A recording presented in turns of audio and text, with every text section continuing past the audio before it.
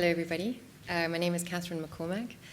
Before I start, I would like to thank Wendy Costello, who's here, and I'd like to thank Richard Beasley and the ENCA board for inviting me to participate in this conversation today.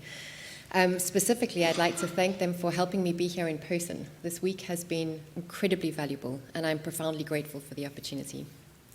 As I said, my name is Catherine McCormack, and I run an organization called Arthritis Kids South Africa. We are a patient advocacy and family support organization in South Africa in support of children living with juvenile arthritis and the families that raise them. I'm also a founding member for a brand new organization called the Autoimmune Alliance of South Africa, and we will advocate and support people of all ages living with autoimmunity in South Africa. I, however, am not here in my capacity as a patient advocate. I'm here because in 2010, my daughter was diagnosed with juvenile idiopathic arthritis, and this was just before her second birthday, so she was really little. Now, anyone who knew Ella in the years following her diagnosis will attest to how much she hated needles. And I don't use that term lightly. Ella resisted needles with every fiber of her being. It was an intensely traumatic experience. And it's not surprising that she had this reaction when you consider that in the 2 or 3 weeks leading up to her diagnosis, as a very young child, she had a bone marrow aspiration, she had a lumbar puncture, she had fluid drain from both her knees, and of course she had a slew of blood tests. I was there for the blood tests. I couldn't be there for the fluid aspiration that I was in a theatre, but for the lumbar puncture and the bone marrow aspiration, they wouldn't let me in the room, but standing outside listening to her scream, the moms will get it. I remember at one point when she was in hospital, they wrapped her body in a sheet very, very tightly, and they dipped her head off the edge of the bed so that they could take the blood from her neck, because it was the only way to do it. And I remember later when she was older, it took me and 2 nurses, I'm afraid, to hold her down so that a third person could withdraw the blood, because that was the only way to get it out. I hate that I participated in that. I hate that my daughter's perception would have been of somebody who was passively standing by, or worse, somebody who was actively participating in something that was clearly torturing her, that terrified her, and she was screaming for us to stop. But it's been 12 years since that time, and I still don't know what my options would have been. She wasn't even 2 years old, and she'd woken up one morning, unable to walk, unable to stand, and with knees the size of small soccer balls in the middle of her legs. There was clearly something horrible wrong, and the clues to what that might be were contained in the fluids in her body, and we needed to get them out. There was no time to prepare anybody, let alone her, and we just needed to go ahead with what the doctors needed to do. What I can tell you is that I have learned that there is a name for what Ella had, so thank you, Norma, for that. And those years were traumatizing for all of us. None of us came away unscathed. And by the time we met the person who would undo some of the damage done in those early years, we had endured 4 full years of this needle terror. And by that time, it included a weekly home injection of Enbrel, which involved further holding down. We tried everything we could think of and everything we'd been advised to do, everything that involved reward systems and star charts. We tried talking, we tried reasoning, we tried rationalizing, because that has a long history of working with small children. We tried begging, I'm sure. And we tried and experimented with, preparing her in various ways, and that just had the exact opposite effect. Norma, as you point out, anything that alerted her to the upcoming needle, whatever that needle was for, simply extended the trauma. So we settled eventually on just surprising her as very gently as we could, because then we had 15 minutes of trauma as opposed to an hour or longer. In 2014, Ella had the extreme bad luck of contracting TB, which is endemic to South Africa, and which she got despite the fact that we tested all of our immediate and our extended family and social circles. And at the time, she was on a combination of a biologic and a DMARD, and she had to come off both those medications overnight, which resulted in a series of very severe, almost never-ending flares. We were told that the TB was in her knees and that it would take us longer than a year to treat it, and that during that time she could not be treated with a biologic. which what we heard was that we essentially had a year of untreated juvenile arthritis ahead of us, because everything we tried in whatever combination up until the biologic hadn't made the slightest bit of difference to her symptoms. And facing this year of essentially untreated juvenile arthritis, I started researching ways to reduce her inflammation, including diet, including pretty much anything I could think of. And one of the things I came across was hypnotherapy, which seemed to offer a way for people living with chronic pain to gain some measure of control over that pain, which would enable them to live more easily with it. I found somebody in Johannesburg, where I lived at the time, Johannesburg, South Africa, a clinical psychologist by the name of Jeannie Cavey. And Jeannie was an experienced clinical psychologist. She was a play therapist, and she had experience with hypnotherapy. So my husband and I met with Jeannie, and we briefed her. And my objective at the time certainly was pain control. We needed to get through the year, and we needed to get onto the next biologic. But in the course of that briefing, we talked about the entire experience, which would have included needles, because at that stage they just loomed large in our lives. This was 10 years ago, so I don't remember the exact specifics of what happened next. But I remember Jeannie talking about teddy bears. I remember something about stories. And I remember that there actually was a teddy bear that came home from therapy, and back to therapy, and it was a very intensive intervention. We were meeting Jeannie twice a week for 30 minutes at a time, and that carried on for a little while. At a certain point, probably in a parent feedback session, Jeannie told us that she and Ella had come up with a poem, which they'd both memorized, and which Ella would use if she was in a situation that she found scary, where she needed to do something that she found overwhelming, and that included needles. And I'm going to read the poem to you now, because she read it to us. And here it is.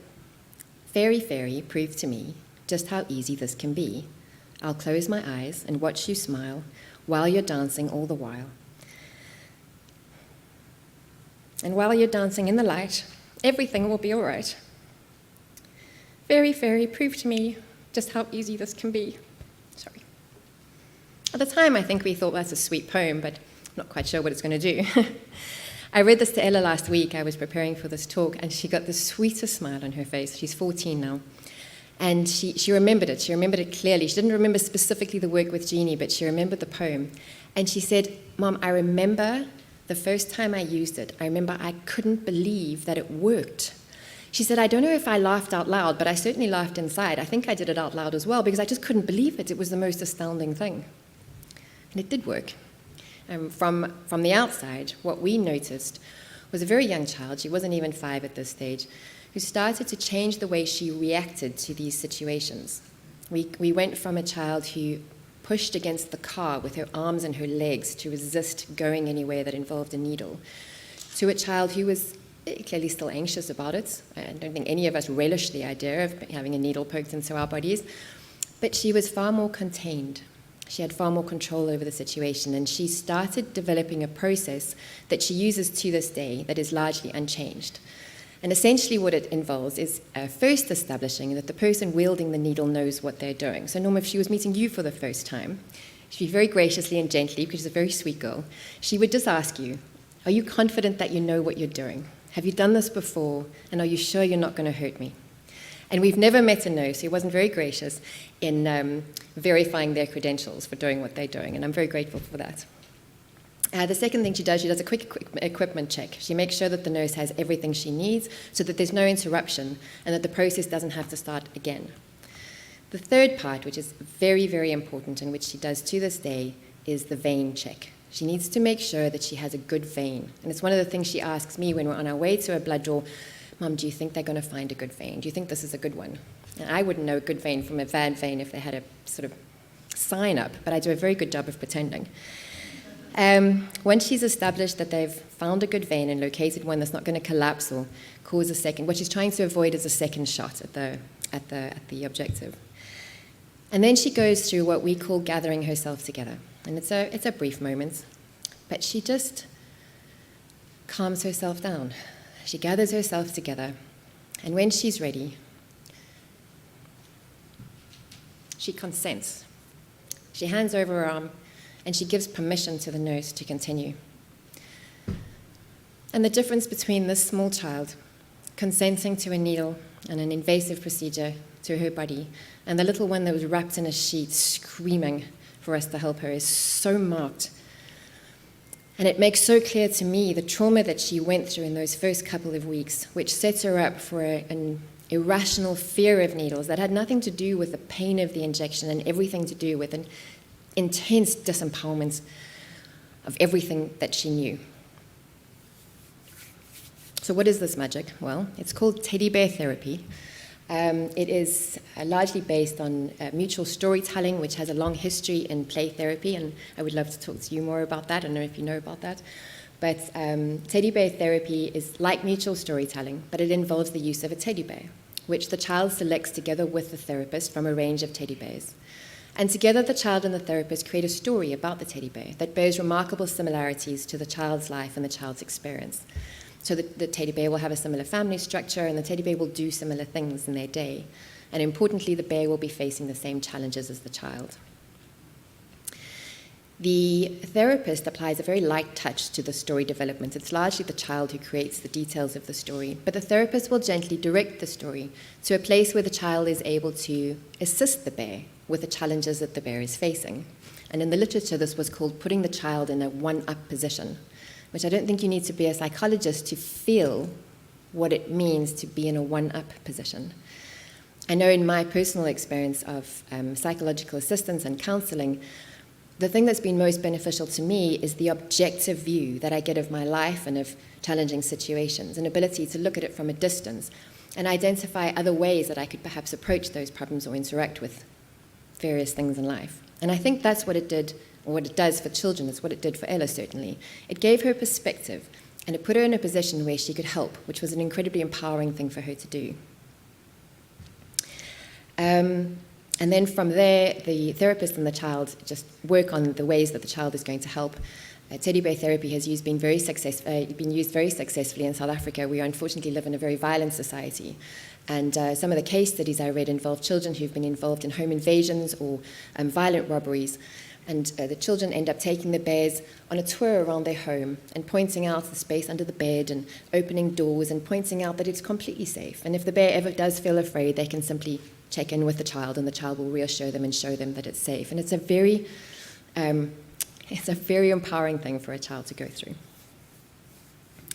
I don't know what attitudes to mental health are like in your countries. In South Africa, there is still a lot of resistance to anything that involves mental health or psychological interventions. Some of it has to do with the practical nature of receiving this help. It can be very, very costly. It can be hard to access. Some of it involves perceptions of weakness, perceptions of character flaws, and that you can't cope on your own. I think some of it has to do with the perception that counseling involves endless talking and not really getting anywhere, and so people don't really see the point. And certainly some people I've spoken to have a perception that it's sort of quite self-involved and self-indulgent. It's not been our experience of psychological support. It's been incredibly practical, and it's been a lifesaver in terms of specifically the needle phobia that Ella developed. I've done a lot of reading about the connection between anxiety, stress, mental health issues, and autoimmune disease, and as well as autoimmune disease activity, literally flaring of autoimmune diseases. I am convinced that there is no purpose at all in not reducing stress and anxiety to its lowest possible levels. It certainly doesn't make sense to be modulating or regulating your child's immune system through powerful chemicals in ways that traumatize the child and perhaps increase disease activity. That strikes me as a particularly counterintuitive thing to do.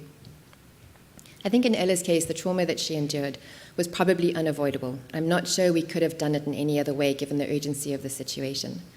But what teddy bear therapy and psychological support has done is allowed her to take that trauma and set it aside and move past it to a point where she now injects herself on a weekly basis, where she calmly, if not happily, calmly goes for blood draws, and she no longer has to be terrorized by something that she just has no choice over.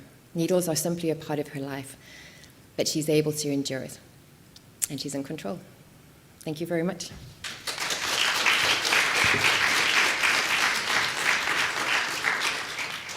Thank you, Catherine. Are there any questions? No questions? Thank you. Thank you very much. Oh, sorry. Oh, okay. No worries. Just to say that that session was really great. Three very different perspectives, which I really, really enjoyed. Great to start with the patient and then move on to Norma, who's a lot more practical.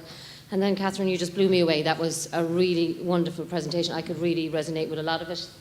Thanks, Norma. Particularly the vein, which I had completely forgotten about. My daughter's 23, and she always did the vein check going in the car. Yeah. Just came back to me. I was just like, oh my God, that's exactly what she did as well. Yeah, incredible. Thank you, Anita. Wonderful session.